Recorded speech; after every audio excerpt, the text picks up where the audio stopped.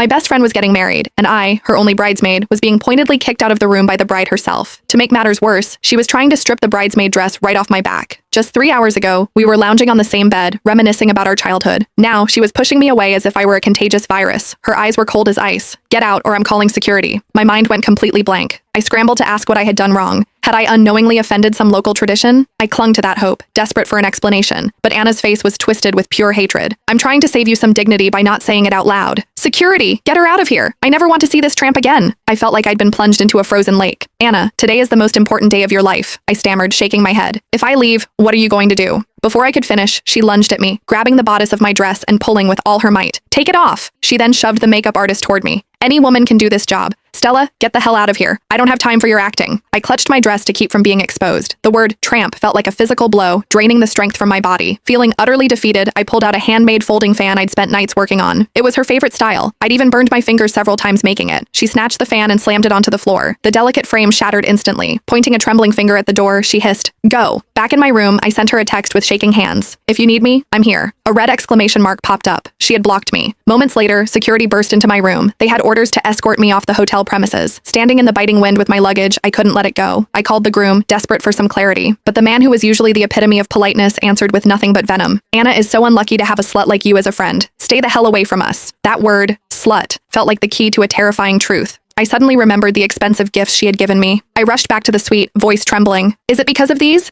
Do you think I'm some gold digger? Take them back, all of them. I just want my friend back." Maybe this was all just some twisted test, but Anna only sneered. "This stuff is garbage to me. Leave, or I'll have my fiancé use his connections to throw you in jail." I fled before she could call the police. Seconds later, the suite door swung open, and those luxury gifts were tossed onto the hallway carpet like trash. "Take your junk and get lost. Don't touch my things with your filthy hands." I quietly picked them up. If the friendship was over, I wasn't going to let several $1,000s go to waste. I booked the first flight home. Before takeoff, I messaged my boyfriend Alex. I even wore flats today just so I wouldn't outshine her. "What did I do wrong?" He replied with a hug emoji. "Don't torture yourself. The friendship was the problem, not you. Just come home." By the time I landed, there was still no word from Anna. I walked back to my apartment like a ghost. Alex was away on a business trip, so he couldn't pick me up. When I walked through the door, my roommate Sarah gasped at my disheveled state. Sarah had been our roommate for 4 years in college. After hearing what happened, she was in total shock. "How could she do that to you?" "I don't know," I whispered, collapsing onto the sofa, exhausted. The next morning, Sarah left me breakfast and a sweet note. For a moment, I felt lucky to still have one genuine friendship left in my life. I didn't realize that would be the last bit of warmth I'd feel in my professional life, too. I walked into the morning briefing and was surprised to see Mrs. Davenport, the chairwoman of the board. She had always been kind to me, even promising me a promotion and a raise after this project. But click the link in my bio to get the full story for free.